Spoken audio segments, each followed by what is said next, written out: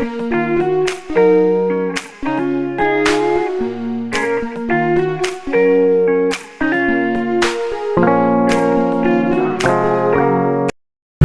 yang Nuzul Quran? Nuzul Quran ni diungkap dari kata nazala yunazzilu tanzilan yang bermaksud turun secara beransur-ansur. Pada Nuzul Al-Quran, ayat terbagi kepada dua, iaitu dari segi bahasa dan istilah. Dari segi bahasa adalah turunnya Al-Quran, manakala dari segi istilah, Nuzul Al-Quran ni adalah pemberitahuan Allah tentang Al-Quran kepada segenap penghuni yang ada di langit dan di bumi. Cara penurunan nuzul Al-Quran ada 3 peringkat. Yang pertama, penyampaian Al-Quran dari Allah kepada Lauh Mahfuz. Yang kedua, Al-Quran diturunkan daripada Baitul Izzah ke langit dunia. Dan yang ketiga, Al-Quran diturunkan kepada Nabi Muhammad SAW secara beransur-ansur melalui malaikat Jibril. Hikmah setiap cara penurunan Al-Quran terbahagi kepada dua, iaitu secara beransur-ansur dan secara sekaligus. Secara beransur-ansur, yang pertama, bagi menguatkan hati Rasulullah SAW, kerana ayat yang turun secara bertahap akan lebih terkesan di hati Rasulullah SAW sesuai dengan firman Allah SWT dalam surah Al-Furqan ayat 32 yang bermaksud, orang-orang kafir berkata, kenapa Quran tidak turun kepadanya sekali turun saja? Begitulah supaya kami kuatkan hatimu dengannya dan kami membacanya secara tartil yang bermaksud teratur dan benar. Yang kedua, memberi teguran dan membetulkan kesalahan yang dilakukan umat Islam. Contohnya dalam kisah Perang Hunain yang tercatat dalam Al-Quran, surah At-Taubah ayat 25 dan 26.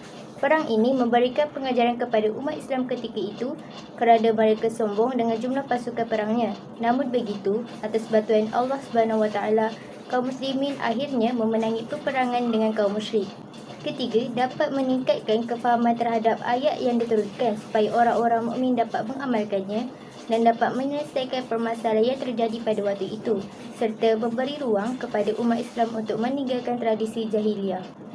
Hikmah penurunan Al-Quran secara sekaligus pula, yang pertama ingin menunjukkan tanda keagungan dan kebesaran Allah, kerana hanya Allah sahaja yang tahu kedudukan Lauh Mahfuz itu sendiri, selain meletakkan martabat Al-Quran sesuai dengan kemuliaannya.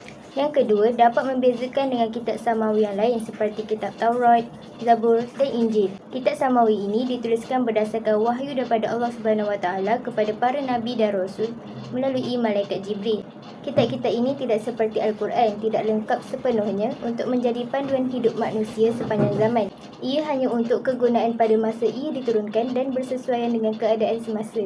Ketiga, ingin memberitahu kepada seluruh penghuni langit bahawa Al-Quran merupakan kitab terakhir yang diturunkan kepada Rasulullah SAW yang diutuskan kepada umat terbaik di muka bumi ini.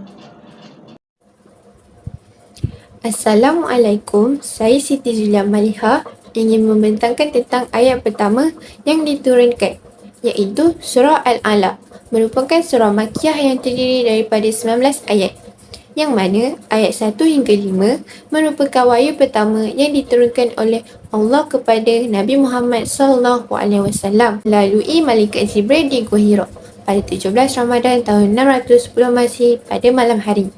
Diberi nama Al-Alaq kerana diambil dari perkataan Alaq yang terdapat di ayat kedua. Surah Al-Alaq ayat 1 hingga 5 yang berbunyi Bismillahirrahmanirrahim. Iqra' bismi rabbikal ladzi khalaq, khalaqal insana min 'alaq. Iqra' wa rabbukal akram, allazi 'allama bil qalam, 'allamal insana ma lam ya'lam. Ayat tersebut menerangkan bahawa Allah SWT menciptakan manusia dari benda yang hina dan memuliakannya dengan mengajar membaca, menulis dan memberinya pengetahuan. Dengan kata lain, bahawa manusia mulia di hadapan Allah SWT apabila memiliki pengetahuan. Pengetahuan boleh dimiliki dengan mempelajarinya. Saya Nur Azarifah binti Muhammad Sabri. Seterusnya, 6.0 ayat terakhir Nuzul Quran. Menurut para ulama, berselisih pendapat yang berbeza dalam menentukan ayat terakhir penurunan Nuzul Al-Quran. Al-Quran adalah kalam Allah yang mengandungi pelbagai mukjizat, sama ada mukjizat yang mampu untuk difikirkan oleh akal dan dilihat oleh mata manusia, ataupun mukjizat yang tersembunyi seperti adanya syurga, neraka, malaikat jin dan perkara-perkara yang berkaitan dengan Allah SWT. Beberapa antara ayat terakhir penurunan nuzul Al-Quran. Pertama, surah Al-Baqarah ayat 281, hadis daripada Ikrimah bin Abbas. Seterusnya, pandangan yang kedua, surah Al-Baqarah ayat 278 dari hadis daripada Umar Al-Khattab yang diriwayatkan oleh Imam Ahmad dan Ibnu Majah.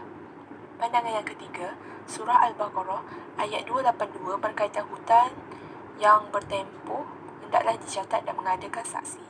Hadis ini daripada Said bin Musayyab yang diriwayatkan oleh Ibnu Jarir dari Ibni Syaibah. Sesungguhnya telah datang kepadanya berita bahawa ayat yang terakhir diturunkan dari Arash ialah ayat hutang.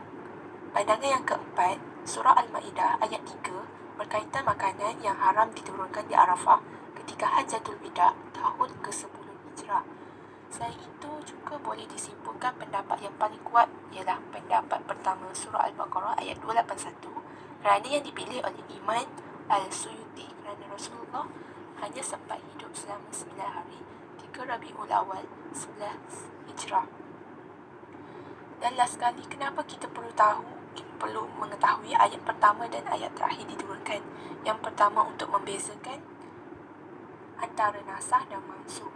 Kedua, untuk memerhati dan mengetahui sejarah perundangan Islam. Dan yang ketiga, berfikiran terbuka menerima perbezaan pendapat.